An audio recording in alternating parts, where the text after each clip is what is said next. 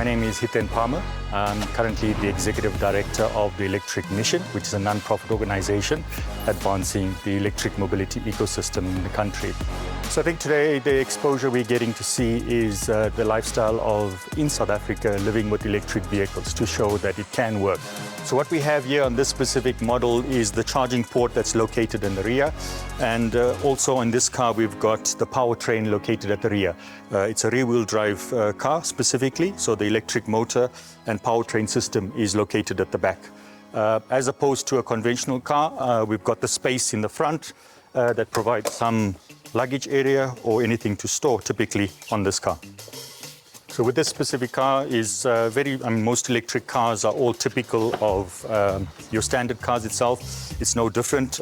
This specific design has taken the urban environment in style into it. So with electric vehicles, one of the better benefits is that there is a better total cost of ownership of the electric vehicle. What that means is that there's less maintenance required, although some common parts like your tires and your brake pads are in a typical conventional car. However, your motor and your battery is still a longer time in terms of replacement cycles of that. So what we find is that it's benefit for the consumer in that they have less maintenance costs in running an electric car. So in South Africa, we had the first commercially introduced electric vehicles in November 2013. And since then, every year on year, we've seen new models come into the country and new brands as well introduced into the country. So with charging an electric car, you've got two options at home. One, you'll have a wall box on the wall, or actually one that plugs into the wall socket, the charging through your normal wall socket into the vehicle itself. And you'll also use this mobile charger wherever you go in the case that you need to charge from a plug point.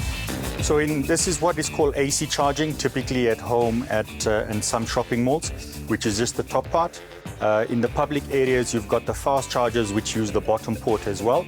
But what we find in most homes that when you're sleeping, that's where the charging takes place.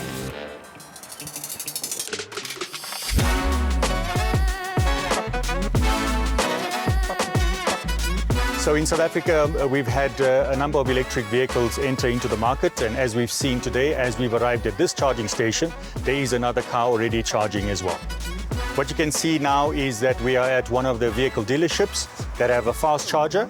In most cases, dealerships, shopping malls, and other public areas have fast charging stations so that you can fast charge your car.